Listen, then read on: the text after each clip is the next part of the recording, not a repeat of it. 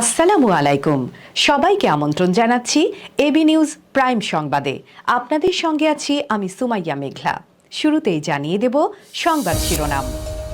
ফিলিস্তিনের প্রতি ইসরায়েলের হামলার প্রতিবাদ ফুঁসে উঠেছে বাংলাদেশ। চিতলমারীতে বহুতল ভবনে অগ্নিকাণ্ড, এক নারীর মৃত্যু, আহত ৪৪ জন। চাকরিতে পুনর্বহাল সহ দাবিতে বিডিআর সদস্যদের প্রতিবাদ, শুয়ে পড়লেন রাস্তায়। স্টারলিংক উন্মাদনায় মোবাইল ইন্টারনেটের গ্রাহকরা, শুরু হচ্ছে নতুন অধ্যায়। গাজার সামরিক অভিযান বন্ধে বিশ্বব্যাপী প্রতিবাদ, ইসরায়েলের প্রতি ঘৃণা। বাংলাদেশের ক্রিকেটাররা ফিলিস্তিনের পাশে, গাজার সংকটে ক্ষোভ। দর্শক, এতক্ষণ শুনছিলেন শিরোনাম, এখন বিস্তারিত। ইসরায়েলের নির্মম হামলার বিরুদ্ধে তীব্র প্রতিবাদে নেমেছে বাংলাদেশের মুসলিমরা। গাজাবাসীর ডাকা হরতালের সমর্থনে সারা দেশে বিক্ষোভ সমাবেশ অনুষ্ঠিত হয়েছে। এই আন্দোলন শান্তিপূর্ণ হলেও এর প্রভাব বিশাল। দেশের বিভিন্ন স্থানে জনগণ একত্রিত হয়ে তাদের প্রতিবাদ জানানোর জন্য রাস্তায় নেমেছে। সোমবার ৭ এপ্রিল সকালে দেশের বিভিন্ন শ্রেণীর মানুষ, বিশেষত শিক্ষার্থীরা বিক্ষোভ মিছিলে অংশ নেয়। ময়মনসিংহে বিক্ষোভে ফিলিস্তিন জিন্দাবাদ স্লোগানে রাজপথ মুখর হয়ে ওঠে। সকাল থেকে উত্তাল হয়ে ওঠে ঢাকা বিশ্ববিদ্যালয়। সকাল থেকে বিভিন্ন বিভাগ ও ইনস্টিটিউটের শিক্ষক শিক্ষার্থীরা ক্যাম্পাসে প্রতিবাদ মিছিল বের করেন। কেউ রাজু ভাস্কর্যে, আবার কেউ বা টিএসসি এলাকায় গিয়ে সমাবেশ করেন। তবে রাজু ভাস্কর্যে বড় সমাবেশ হয়। সেখানে ঢাকা বিশ্ববিদ্যালয় ছাড়াও রাজধানীর বিভিন্ন সরকারি বেসরকারি স্কুল কলেজের শিক্ষার্থীরা খণ্ড খণ্ড মিছিল নিয়ে অংশ নেন। 200 কোটি মুসলমান যদি একটা হুঙ্কার দেয়, সেই ক্ষেত্রে পৃথিবীর যে কোনো পরাশক্তি কিন্তু পিছু হটতে বাধ্য হবে। সবাই একসাথ হন, তা না হলে এই বয়কটের ডাক কখনোই এক হবে না। আজকে বয়কট দিলেন, কালকে সকালে গিয়ে আবার ইসরায়েলের পণ্য ব্যবহার করলেন। নো ওয়ার্ক নো স্কুল কর্মসূচির অংশ হিসেবে নগরীর বিভিন্ন শিক্ষা প্রতিষ্ঠান ও ধর্মপ্রাণ জনতা বিক্ষোভে যোগ দেয়।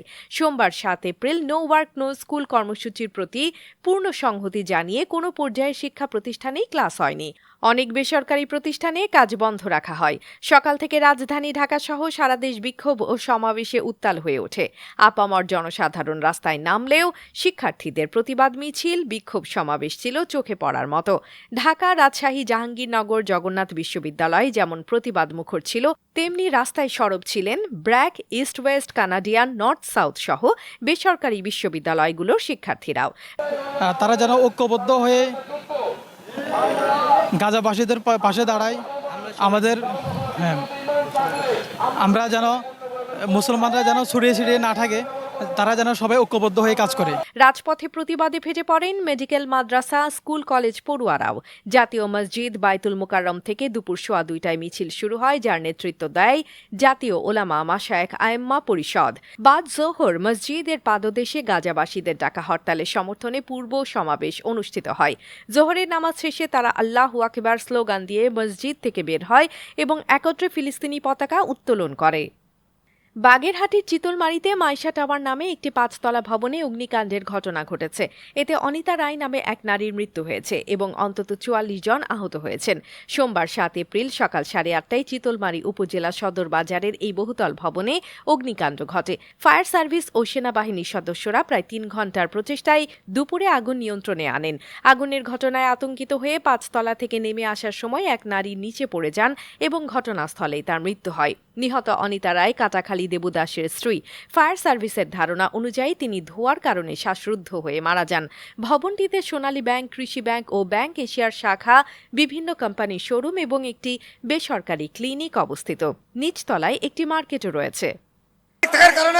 বাচ্চা ছিল, 1 দিনের বাচ্চা, 2 দিনের বাচ্চা, 3 দিনের বাচ্চা, তাদেরকে ব্যাগ ভরে ভরে নামায় আনছি। বাসায় ওরা যারা ছিল ওদের সাথেই ছিল, কিন্তু উনি হয়তো ওদের সাথে থেকে আলাদা হয়ে গেছে। এখন আগুনটা পুরোপুরি নিয়ন্ত্রণে রয়েছে এবং এখানে যে ব্যাংকগুলো রয়েছে, ব্যাংকগুলো এখন সেফ রয়েছে। চাকরিতে পুনর্বহাল সহ দাবিতে বিডিআর সদস্যদের প্রতিবাদ, পুলিশের বাধা উপেক্ষা করে চাকরিচ্যুত বিডিআর সদস্যরা কাফনের কাপড় পরে বিক্ষোভ করেছেন।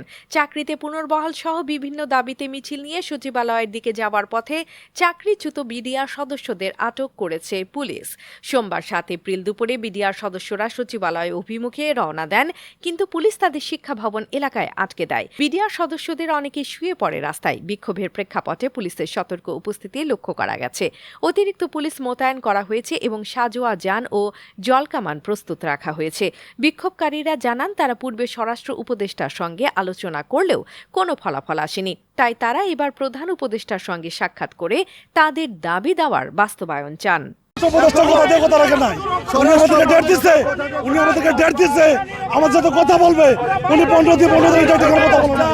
দেশজুড়ে স্টারলিংক কৃত্রিম উপগ্রহ ভিত্তিক ইন্টারনেটের উন্মাদনা চলছে, তবে মোবাইল ইন্টারনেট গ্রাহক সংখ্যা কমছে। বাংলাদেশ টেলিযোগাযোগ নিয়ন্ত্রণ কমিশনের তথ্য অনুযায়ী গত জানুয়ারি পর্যন্ত পূর্ববর্তী 7 মাসে 94 লাখের মতো ইন্টারনেট গ্রাহক এবং 1,32,00,000 মুঠোফোনে ইন্টারনেট ব্যবহারকারী হ্রাস পেয়েছে। ব্রডব্যান্ডের ব্যবহার বাড়লেও মুঠোফোনে ইন্টারনেট ব্যবহারকারীদের সংখ্যা ধারাবাহিকভাবে কমছে। বিস্তারিত দেখুন প্রতিবেদনে। দেশ জুড়ে চলছে কৃত্রিম উপগ্রহ ভিত্তিক ইন্টারনেট স্টারলিংক উন্মাদনা। এরই মধ্যে মোবাইল ইন্টারনেট গ্রাহক সংখ্যা কমতে শুরু করেছে। ব্রডব্যান্ডে বাড়লেও ধারাবাহিকভাবে হ্রাস পাচ্ছে মুঠোফোন ইন্টারনেট ব্যবহারকারী। বাংলাদেশ টেলিযোগাযোগ নিয়ন্ত্রণ কমিশনের তথ্য অনুযায়ী গত জানুয়ারি পর্যন্ত আগের 7 মাসে 94 লাখের মতো ইন্টারনেট গ্রাহক এবং 1,32,00,000 মুঠোফোনে ইন্টারনেট ব্যবহারকারী কমেছে। বর্তমানে দেশে মোবাইল ও ব্রডব্যান্ড মিলিয়ে ইন্টারনেটের মোট গ্রাহক সংখ্যা 13 কোটি, যা গত জুনে ছিল 14,22,00,000। তবে ব্রডব্যান্ড ইন্টারনেটের গ্রাহক কিছু বেড়ে 1,40,00,000-এর মতো হয়েছে। দেশে 3,500-এর মতো আইএসপি এই সেবা দিচ্ছে। অপরদিকে 3টি মোবাইল অপারেটর এবং রাষ্ট্রীয় একটি অপারেটর মোবাইল সেবা প্রদান করছে। গ্রামীণ ফোনের আর্থিক প্রতিবেদন অনুযায়ী 2024 সালের দ্বিতীয় প্রান্তিকে সক্রিয় ডেটা ব্যবহারকারী ছিলেন 4,93,00,000, যা চতুর্থ প্রান্তিকে কমে 4,80,00,000 হয়েছে।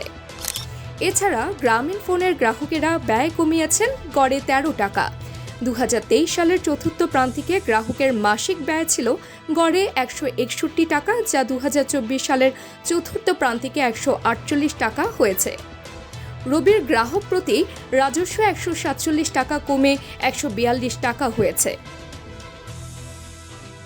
এই পরিস্থিতিতে প্রশ্ন উঠছে, কেন গ্রাহকরা মোবাইল ইন্টারনেটে আগ্রহ হারাচ্ছেন? প্রযুক্তির অগ্রগতির পাশাপাশি গ্রাহকদের পরিবর্তিত চাহিদা কি এর নেপথ্যের কারণ? AB news text report.